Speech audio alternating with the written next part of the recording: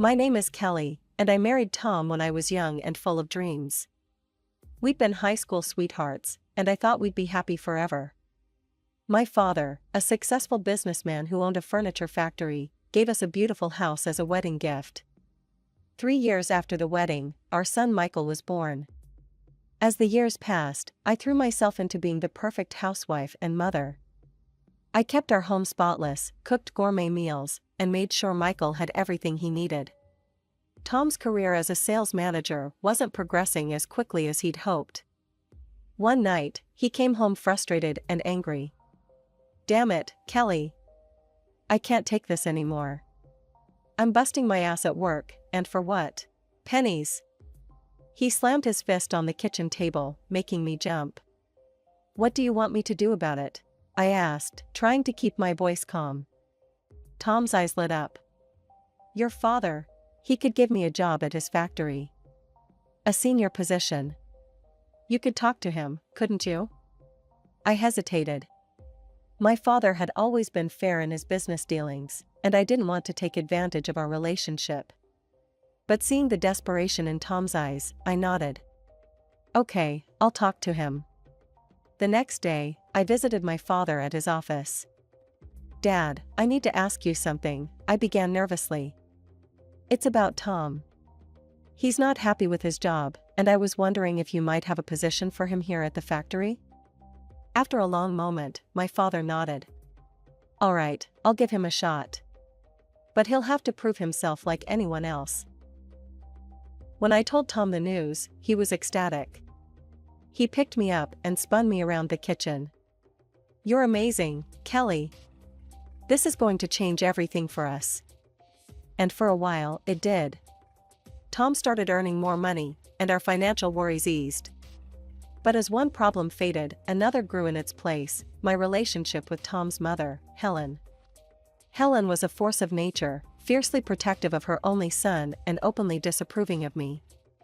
She'd drop by unannounced, criticize my housekeeping, and demand my constant attention. One afternoon, as I was trying to get dinner ready, Helen burst through the front door. "Kelly, I need you to take me shopping right now." I gritted my teeth. "Helen, I'm in the middle of cooking. Can it wait until tomorrow?" Her eyes narrowed. "Are you saying my needs aren't important? After all I've done for this family?" I bit back a retort, knowing it would only make things worse. "Of course not. Just give me a few minutes to finish up here."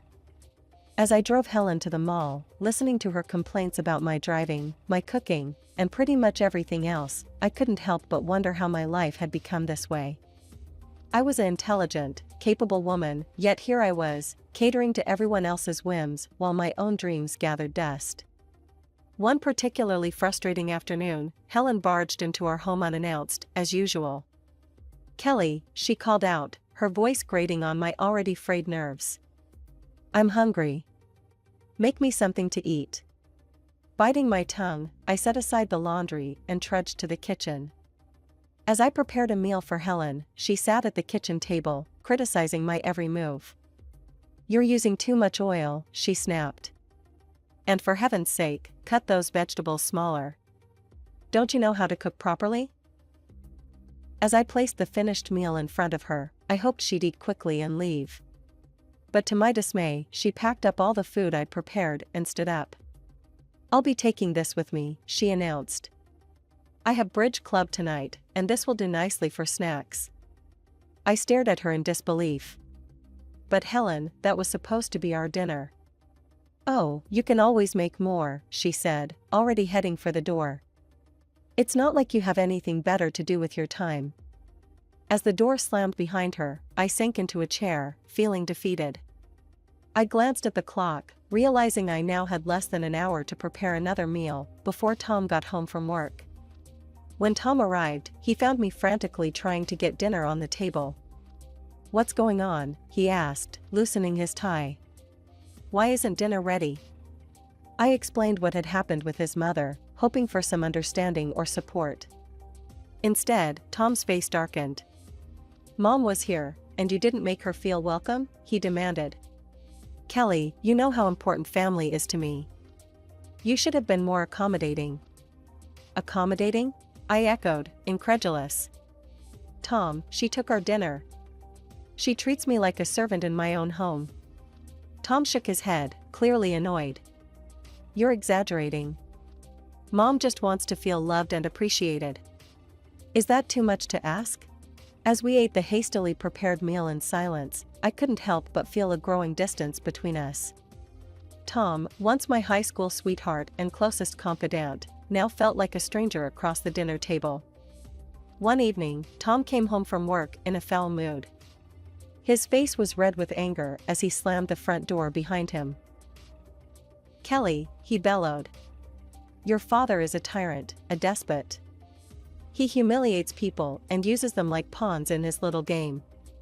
I was taken aback. My father had always been fair and kind in my experience. What happened? I asked cautiously. Tom's eyes flashed with fury.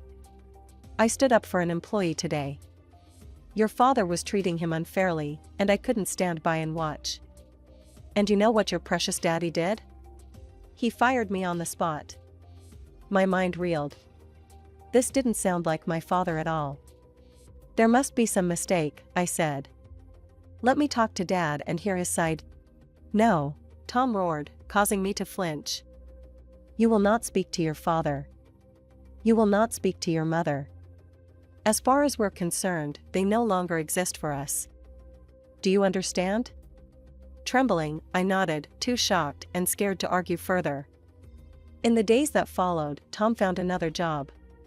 He started earning well again, but the incident had changed something fundamental in our relationship.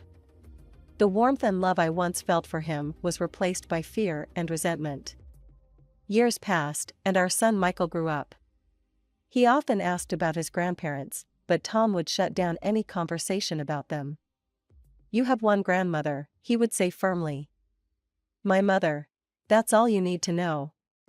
As Michael prepared to leave for college in another city, I felt a mix of pride and sadness. My baby was growing up, but I couldn't shake the feeling that I was losing the only ally I had in this house. Over the next few years, my life fell into a monotonous routine. I catered to Tom's every whim and endured Helen's constant criticism.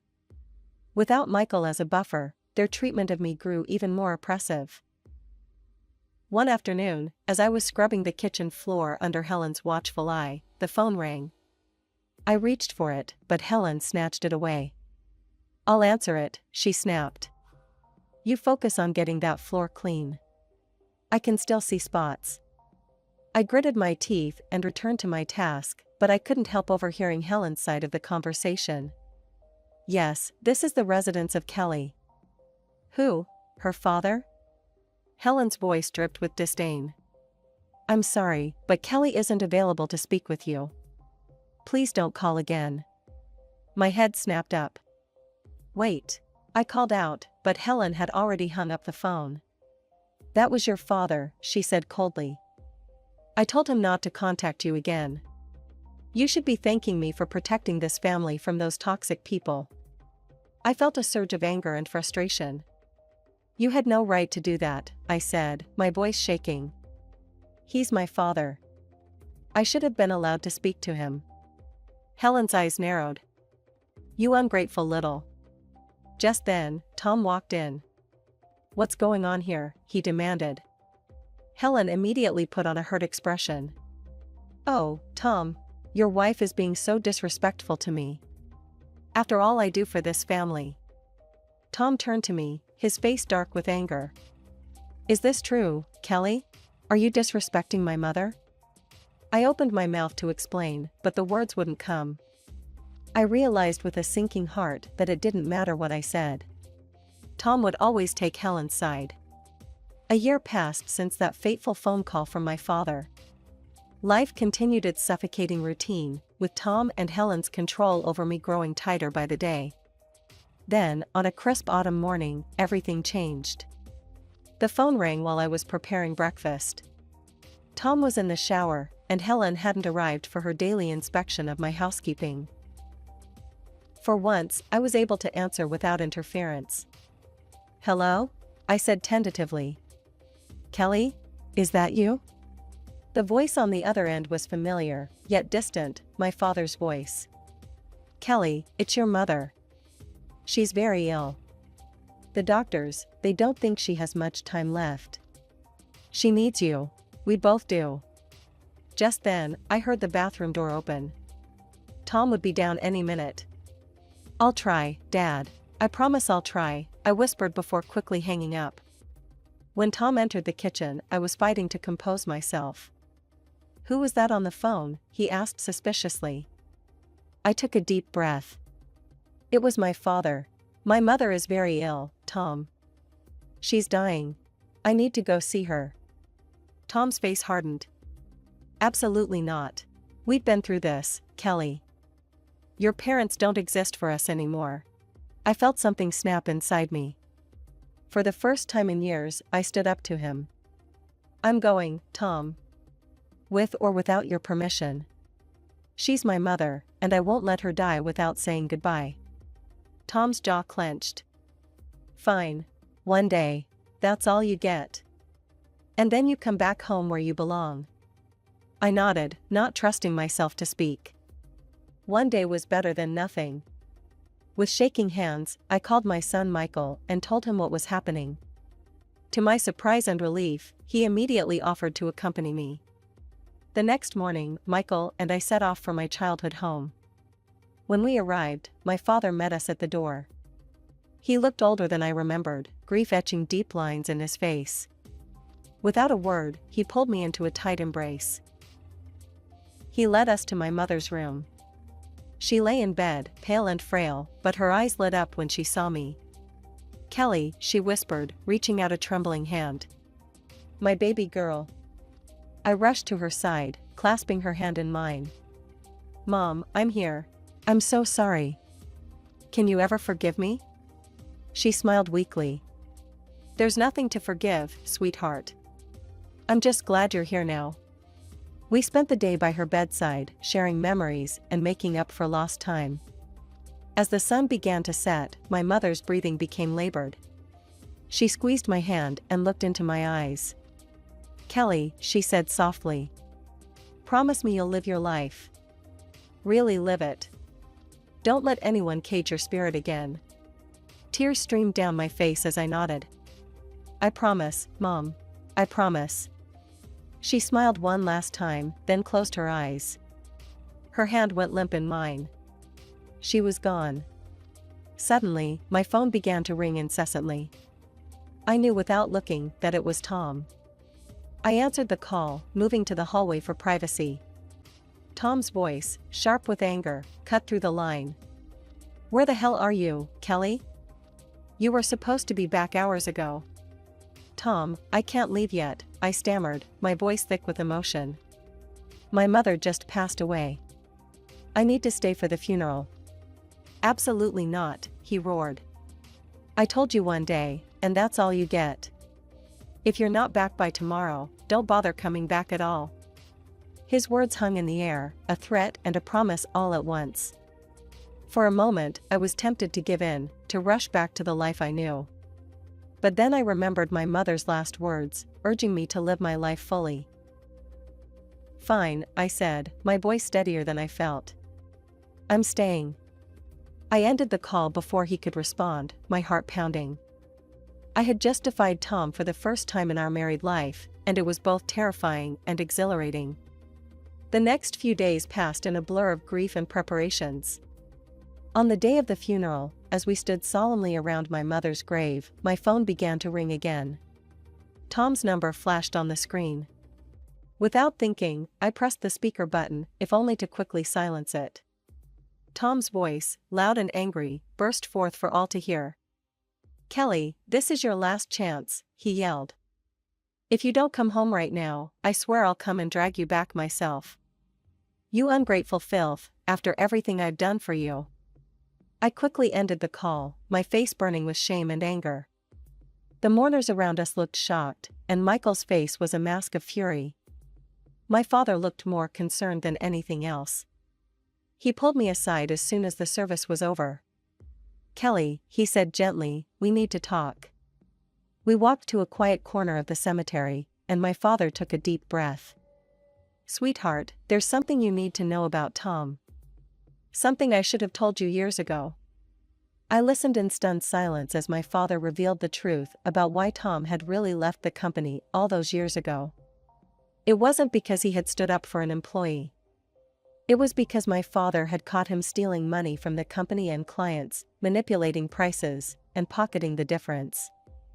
I fired him to protect the company and our clients, my father explained. I didn't tell you because I thought you loved him, and I didn't want to come between you. But now, hearing how he speaks to you, seeing what your life has become, I can't stay silent anymore. I felt as if the ground had opened up beneath my feet. All these years, I had believed Tom's lies, allowed him to cut me off from my family, endured his and Helen's emotional abuse. And it had all been based on a lie. There's more, my father continued, his voice grave. I recently heard from a friend that Tom's company is under investigation. There are discrepancies, Kelly. I think he might be up to his old tricks again. As the full impact of his words hit me, I felt a strange mix of despair and liberation. The life I had known was crumbling around me, but from its ashes, I saw a chance for a new beginning. The day after the funeral, my father, Michael, and I decided to return to my house. To our surprise, we found the house bustling with activity. Helen's friends were milling about, and the smell of food wafted from the open windows. We walked in to find a full-blown party in progress. Helen, holding a glass of wine, spotted us first. Her eyes narrowed as she took in my father and Michael. "Well, look who finally decided to grace us with her presence," she said, her voice dripping with sarcasm. "You're late, Kelly. My birthday celebration started hours ago." I was momentarily stunned. In all the turmoil of the past few days, I had completely forgotten about Helen's birthday. Before I could respond, she thrust a dirty rag into my hands. "Don't just stand there," she snapped. "Start cleaning up. These tables won't wipe themselves." My father, who had been silently observing, suddenly erupted. "How dare you speak to my daughter that way?" he thundered, causing the room to fall silent. "She's not a dog to follow your commands. She's a grown woman who deserves respect." Helen laughed derisively. "Respect? She gave up any right to respect when she married my son. Her family is Tom and me now. You're nothing to her anymore." I watched in disbelief as my father and Helen argued, their voices rising. The party guests looked uncomfortable, unsure whether to leave or stay. Suddenly, Tom burst into the room. "What the hell is going on here?" he demanded, his eyes locking onto me. "Kelly, why aren't you serving the guests? And what are they doing here?" He gestured angrily towards my father and Michael. Something inside me snapped. Years of pent-up frustration and anger came pouring out. "No, Tom," I said, my voice steady and clear. "I'm not serving anyone. I'm not cleaning up. And I'm not staying silent anymore." The room had gone deathly quiet.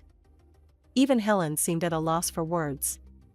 "I know the truth, Tom," I continued, pulling out the divorce papers I had hastily prepared. "I know why you really left my father's company. And I'm done. I want a divorce." For a moment, Tom looked like he might lunge at me. But then, perhaps realizing he was outnumbered, he deflated. "Fine," he snarled. "Take your divorce. But don't think you'll get a penny from me." I couldn't help but laugh. "This house is mine, Tom. My father gave it to us as a wedding gift, remember? You're the one who needs to leave." Tom and Helen left shortly after, shooting venomous glares our way. As the door closed behind them, I sank onto the couch, suddenly exhausted. Michael, who had been quietly observing everything, finally spoke up. "Mom, why didn't you tell me things were so bad?" "I'm sorry, Michael," I said. "I thought I was protecting you. But I realize now that I was just teaching you the wrong lessons about love and respect." In the weeks that followed, my life transformed dramatically. The divorce proceedings began, and I threw myself into rebuilding my life. My father, true to his word, stood by me every step of the way. One afternoon, as we sat in his study discussing the future, my father broached a subject I hadn't expected. "Kelly," he began, his voice gentle but serious, "I've been thinking. I'm not getting any younger, and the factory needs new blood. How would you feel about coming to work with me?" I blinked in surprise. "Me? But Dad, I don't know anything about running a business." He chuckled. "Neither did I when I started. You're smart, Kelly. You can learn. Besides, it's about time you had a chance to spread your wings." Over the next few months, I immersed myself in learning the business. My father was a patient teacher, guiding me through the intricacies of running a furniture factory.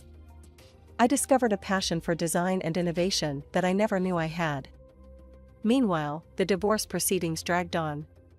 Tom, true to form, fought me every step of the way. He contested the ownership of the house, and even attempted to turn Michael against me. In the end, justice prevailed. I was awarded the house and substantial financial compensation for years of emotional abuse. Tom, facing charges for his fraudulent activities, found himself deep in debt and unable to hold senior positions anymore.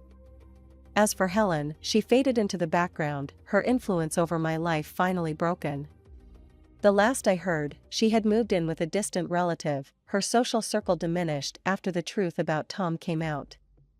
3 years passed in what felt like a blink of an eye. Then, one sunny morning, my father called me into his office. His face was solemn as he gestured for me to sit. "Kelly," he said, his voice heavy with emotion, "I'm not well. The doctors, they don't think I have much time left." The world seemed to tilt on its axis. "Dad, no," I whispered, reaching for his hand. He squeezed my fingers gently. "It's okay, sweetheart. I've had a good life. And now, I can go knowing that you're strong, that you're free, that you'll be okay." Tears streamed down my face as he continued. "I'm leaving everything to you, Kelly. The business, the house, all of it. You've more than proven yourself. I know you'll take good care of it all." In the weeks that followed, we spent as much time together as possible. My father's condition deteriorated rapidly, but his spirit remained strong. He passed away peacefully in his sleep, leaving behind a legacy that I was now responsible for carrying forward. The news of my father's passing and my inheritance spread quickly through our small town. I was still adjusting to my new reality when an unexpected visitor arrived at my doorstep. It was a crisp autumn afternoon when I heard the doorbell ring. Opening the door, I was shocked to see Tom standing there, a bouquet of flowers in his hand and an apologetic look on his face. "Kelly," he said, his voice softer than I'd heard it in years. "I'm so sorry about your father. May I come in?" Warily, I stepped aside to let him enter. We stood in the foyer, an awkward silence hanging between us. Finally, Tom spoke. "I've been doing a lot of thinking, Kelly. About us, about our life together. I know I made mistakes, terrible mistakes. But I've changed. My mother, she passed away last month. She was the one who always came between us. Now, there's nothing stopping us from being happy together again." As I opened my mouth to respond, I heard the sound of a car pulling up in the driveway. A moment later, the front door opened, and a tall, distinguished-looking man walked in. "Kelly, darling, I'm home," he called out, then stopped short when he saw Tom. Tom looked between us, confusion and anger dawning on his face. "Who the hell is this?" he demanded. The man stepped forward, extending his hand to Tom. "I'm David, Kelly's husband. And you are?" Tom ignored the outstretched hand, his face contorting with rage. "Husband? What the hell, Kelly? You remarried? You traitor!" David's expression hardened. He stepped between Tom and me, his voice low and dangerous. "I suggest you leave now, and never speak to my wife that way again." Tom lunged forward, but David was quicker. He caught Tom by the arm and firmly escorted him to the door. "This is your only warning," David said calmly. "Stay away from Kelly. If you ever come near her or insult her again, you'll regret it. With that, he shut the door in Tom's face. As the sound of screeching tires faded away, David turned to me, his face softening with concern. "Are you okay, love?" I nodded, stepping into his embrace. "I'm fine. I'm just glad you're home." I looked up at him, a smile playing on my lips. "And I'm glad you waited for me after all these years." David chuckled, pressing a kiss to my forehead. "I've loved you since high school, Kelly. I would have waited forever if I had to." As we stood there in each other's arms, I marveled at how life had come full circle. David and I had been high school sweethearts before Tom came into the picture. After my divorce, we had reconnected, and our old feelings had blossomed anew. We'd married in a quiet ceremony 6 months ago, starting a new chapter in both our lives. Just then, my phone buzzed with a text. It was from Michael. "Mom, great news. Jessica's pregnant. You're going to be a grandmother." In the months that followed, life settled into a beautiful rhythm. Michael and his wife Jessica moved back to our city, eager to be close to family as they prepared for their baby's arrival. They joined us at the factory, bringing fresh ideas and energy to the business.